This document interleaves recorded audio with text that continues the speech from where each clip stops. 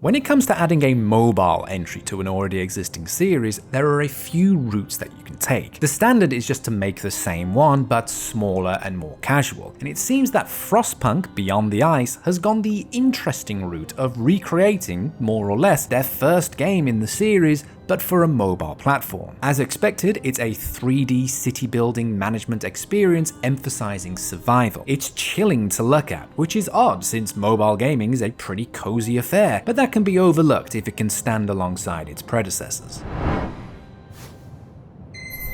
Whenever you create a universe, you're free to plop down stories that take place at any time and any location you feel that fits the story. In Frostpunk Beyond the Ice, it may be going for a parallel story of sorts. The setting is a version of the world in the late 19th century where a second ice age suddenly hit and decimated the planet. Cities were shut down and abandoned, many people froze to death, and those that survived banded together to search for salvation. They lost many of their numbers while wandering, but eventually came across a functioning coal generator. And with that, they decided to base their entire society around a piece of technology built in one of the most inconvenient locations possible. Considering the huge scale of the first two in the Frostpunk series, it's quite impressive how much Frostpunk Beyond the Ice was able to translate to the mobile world. It maintains the tone and vibes of the other titles while still feeling compact. Even with all the UI elements and pop-up icons, you feel the icy severity of the situation. Things may move slowly, but you can't let your guard down or all of a sudden, you're out of fuel. It does have some idle elements, but it's very clear you need to be a very proactive leader and manager. That being said, this one always has something for you to do. There will always be requests and resources will be dwindling, requiring you to harvest more or build more facilities. Despite being a management sim, the cold never stops, and while you're collecting what's needed to build something you need to grow, people are starving and just trying to survive.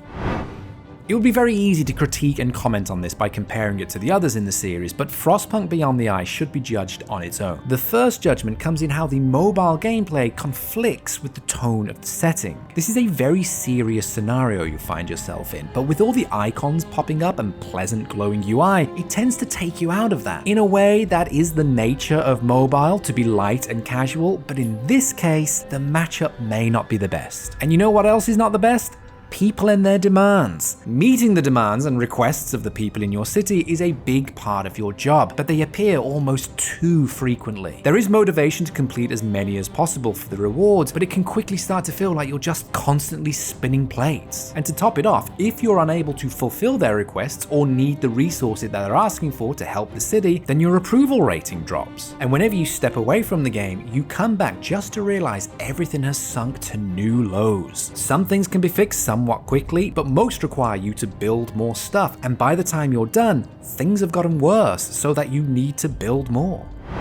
Frostpunk Beyond the Ice is a 3D city builder and management sim about trying to help people build and survive a brutal ice age. The atmosphere and visuals come through well on a mobile platform and keeps you very active whenever you decide to pull up your city. However, with everything that you're expected to do and constantly being on the edge of doom, it starts to feel more like doing work than playing. But sometimes it's not all fun and, well, games. It's a serious business about fighting the cold, survival, and finding a way beyond the ice.